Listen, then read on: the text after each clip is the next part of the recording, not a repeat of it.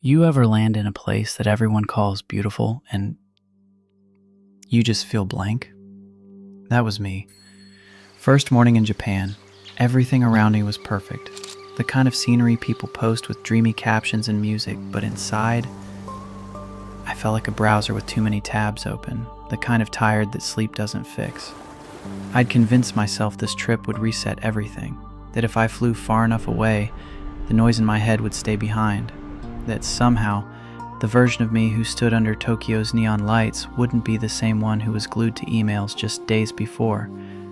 But I was still there, carrying all of it, the stress, the rush, the constant quiet hum of something to check, something to fix, something to prove.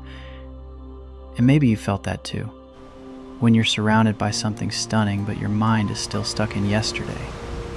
It's funny how we romanticize travel, as if planes erase problems.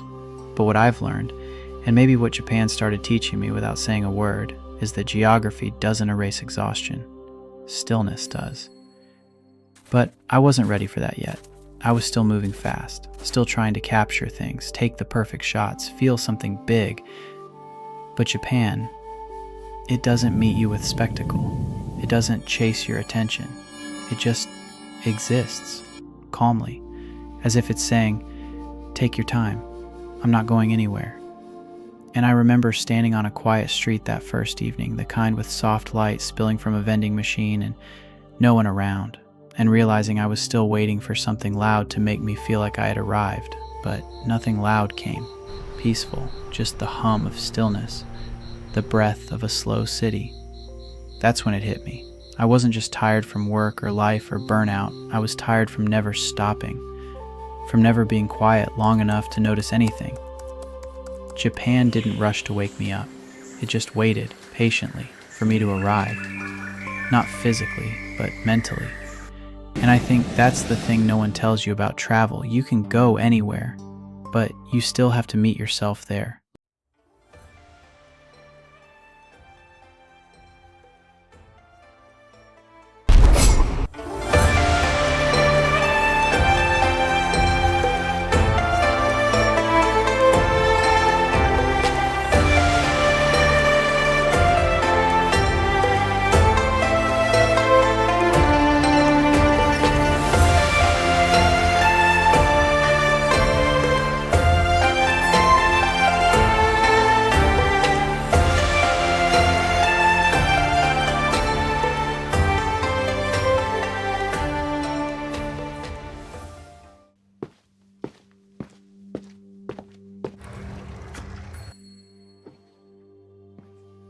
You know that feeling when the world finally goes quiet and you realize how loud your head's been?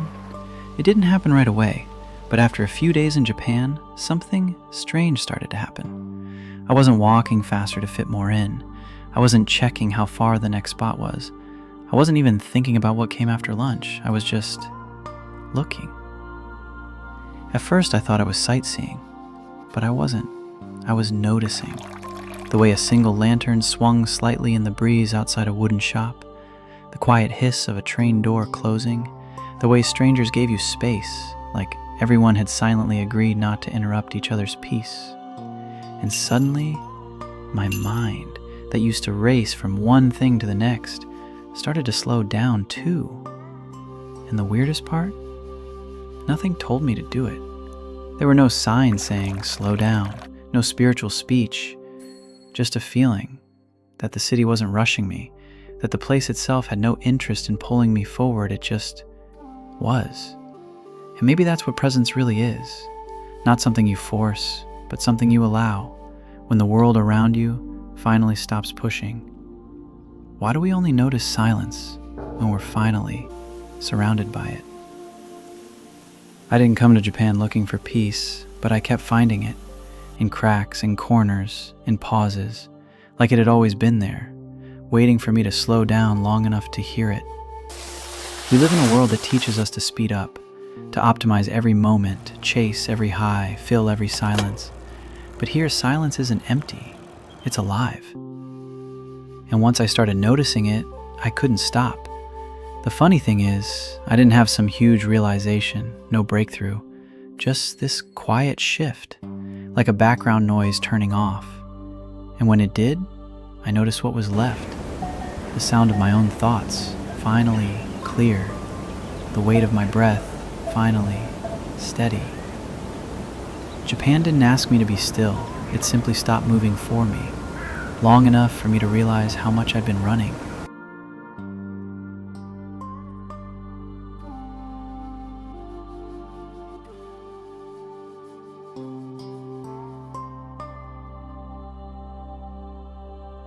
Maybe day 5 or 6, where I was walking through this temple path. Nothing particularly grand was happening, just soft light, quiet footsteps, and a warm breeze pushing a few sakura petals across the stone. And for some reason, it all just landed. Not in a big, life-changing way, just a feeling like everything around me was perfectly in place, and for once, I didn't feel like I was behind or missing something. It's strange how that happens. And honestly, I can't remember the last time that happened. You spend so much of life trying to keep up. The next email, the next project, the next dopamine hit from a screen. Even travel turns into a checklist. Places to see, things to post, shots to get. But at some point in Japan, that grip started loosening. I stopped chasing what's next. I started noticing what's now. It wasn't some perfect moment. It was ordinary. A narrow alley, a small waterfall in the background, flowers moving a little in the wind, but I felt it. All of it. Like a part of me that had been muted finally turned the volume back up. We spend so much time trying to capture life that we forget to live it. Always thinking the next moment will be better, more worth it. But sometimes, the most unforgettable parts are the ones we didn't plan. The ones we were actually there for. And here's what no one tells you about Japan. It doesn't overwhelm you with emotion. It disarms you, slowly, gently, until you realize you've been holding your breath for months, maybe years, and finally let it out. Maybe the real reason we travel isn't to escape. Maybe it's to return, to parts of ourselves we forgot, to feelings we silenced, to the kind of presence that's easy to lose in the noise. You ever think about that? How often we ignore our own lives while waiting for them to get exciting? Yeah, me too. But Japan, it brought me back, just to myself. And maybe that's all I was really looking for.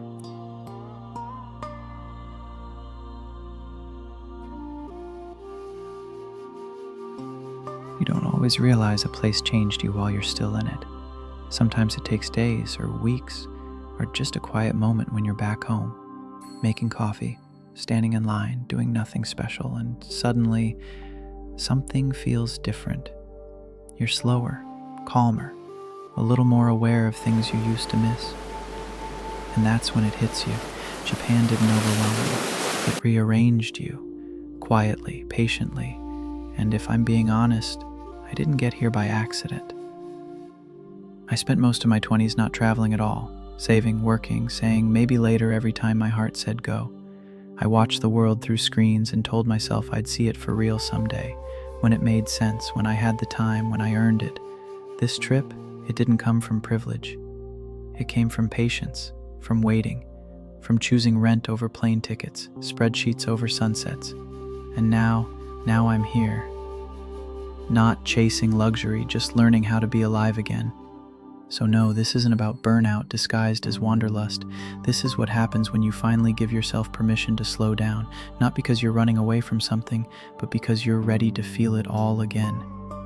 Japan didn't change my life overnight, but it did quiet something inside me. And maybe that's the point. Not transformation, not escape, just a softer mind, a steadier breath, a little more room to be human again. And if you've ever felt like the world's moving too fast, like you're always behind, always tired, always waiting, I get it. Truly, I was there. And maybe, just maybe, this is your reminder. It's okay to stop, not quit, just stop. Look around, feel something, because the world's still beautiful, even when you're tired. I don't know where I'll go next. Maybe it's another country, maybe it's just back to myself, but if you're still here listening, I hope you'll come with me, wherever it is. Until then, I'll see you in the next one.